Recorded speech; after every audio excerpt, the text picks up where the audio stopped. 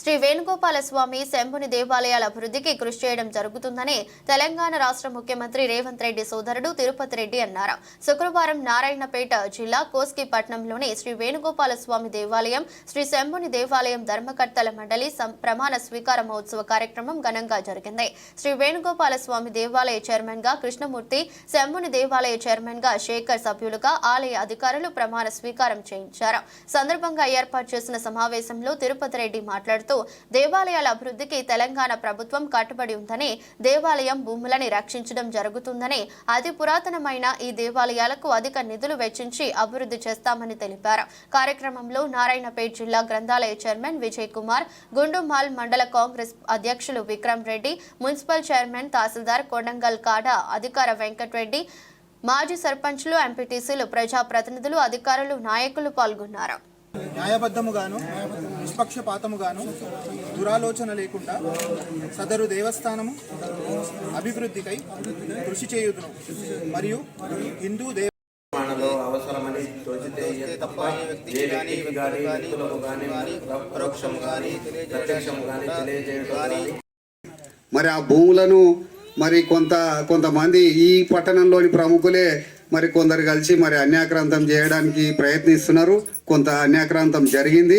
మరి ఎండోమెంట్ అధికారులకు కూడా నేను ఇప్పుడు మరి ఆదేశం అనుకోవద్దు, కానీ ఈ దేవాలయానికి ఏ దేవాలయం అయినా కానీ, ఏ వక్ఫ్ ఆస్తి అయినా కానీ మరి మీరు తప్పకుండా ప్రతి ఎకరాను, ప్రతి గజం భూమిని, ఈ దేవాలయం భూములను మాత్రం రక్షించాల్సిందిగా కోరుకుంటున్నా.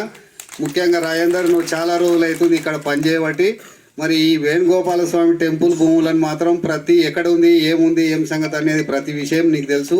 మరి ఆ ఆలయ భూముల రక్షణ కోసం రేపటి నుంచి ఎంబడే మీరు ఏ అవసరం ఉన్నా నా దగ్గరికి రావాలి. వచ్చి చేసి ఎక్కడెక్కడైతే కబ్జాలు అయినాయో అవన్నీ కబ్జాలన్నీ తీసేసి మొత్తం దాన్ని దేవాలయం ఆస్తిగా కాపాడాలి. ఈ విధమైనటువంటి కబ్జాలు జరిగితే మాత్రం నా దృష్టికి తీసుకురావాలి. మనందరం కలిసి వాటిని కాపాడుకొని ఈ దేవాలయం భూములను రక్షించుకోకపోతే అవన్నీ అన్యాక్రాంతమై అందరూ షాపులు, దుకాణాలు, ఇండ్లు కట్టుకొని చేసి కబ్జాలు చేసుకుంటున్నారు.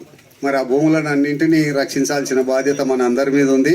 అందుకోసం ఈ దేవాలయానికి మరి రేవంత్ రెడ్డి గారిని కోరిన వెంబడే మరి 2 కోట్ల రూపాయలు కేటాయించడం జరిగింది. ఆ 2 కోట్ల రూపాయలను మరి దేవాలయ స్థపతులను కానీ, మరి దేవాలయ ఎండోమెంట్ డిపార్ట్మెంట్ అధికారులను కానీ వాళ్ళందరినీ మీ కమిటీ సంప్రదించి మరి ఏ విధంగా అభివృద్ధి చేస్తే ఈ టెంపుల్కు మంచిగా ఉంటుందో మరి మీరు అందరు కలిసి నిర్ణయం తీసుకొని ఆ 2 కోట్ల రూపాయలు, 2 కోట్ల రూపాయలే కాదు, ఇంకా కావాలంటే నేను మళ్ళీ ముఖ్యమంత్రి గారి దృష్టికి తీసుకుపోయి ఇంకా కావాలంటే ఇంకా ఎన్ని నిధులైనా కానీ తీసుకొచ్చే ప్రయత్నం నేను చేస్తా.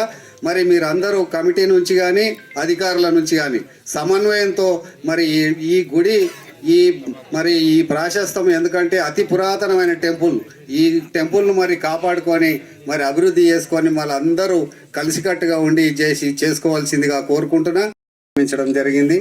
మరి ఆ కమిటీ మరి ఈరోజు ప్రమాణ స్వీకారానికి ఈరోజు ముహూర్తం నిర్ణయించుకోవడం జరిగింది. కాబట్టి ఈ కార్యక్రమానికి వచ్చేసినటువంటి మరి ప్రభుత్వ అధికారులకు, ఎండోమెంట్ అధికారులకు, ముఖ్యంగా మరి కోస్గి పట్టణం, కోస్గి మండలం కాంగ్రెస్ పార్టీ నాయకులు మరియు కార్యకర్తలు, అదేవిధంగా కోస్గి పట్టణంలోని ముఖ్యులందరికీ నేను తెలియజేయడం ఏమనగా, నేను గత 4-5 సంవత్సరాల నుంచి ఈ దేవాలయానికి మరి యాదవ్ సమ్మేళనానికి రావడం జరిగింది. మరి అప్పుడు చూస్తే ఈ టెంపుల్ ఫస్ట్ వచ్చి చూసిన వెంబడే నాకు ఇంత మంచి టెంపుల్, ఇంత అతి పురాతనమైన టెంపుల్ను చూస్తే నాకు ఫస్ట్ చూసినప్పుడు నాకు చాలా బాధ అనిపించింది. ఎందుకంటే ఇంత టెంపుల్ ఈ విధంగా మరి అభివృద్ధికి నోచుకోకుండా ఈ విధంగా ఉండడం అనేది చాలా బాధ కలిగి మరి నేను కూడా ముఖ్యమంత్రి గారికి తెలియజేయడం జరిగింది. అతి పురాతనమైన ప్రజాప్రతినిధులు వాళ్ళందరూ కలిసి ఏం చేశారో మీకు అందరికీ తెలుసు. 48 ఎకరాల వక్ఫ్ భూములను మరి అమ్ముకొని పోయినరు. మరి దాన్ని నేను ఎంబడి చేసి దాన్ని పిఓటీలో పెట్టి మళ్ళా చేతులు మారకుండా కలెక్టర్ గారిని కోరి ఆపడం జరిగింది. మరి ఆ భూములను కూడా, వక్ఫ్ భూములను కూడా ఎక్కడున్నా మరి ఇక్కడ స్థానిక తహసీల్దార్ గారు ఉన్నారు కదా,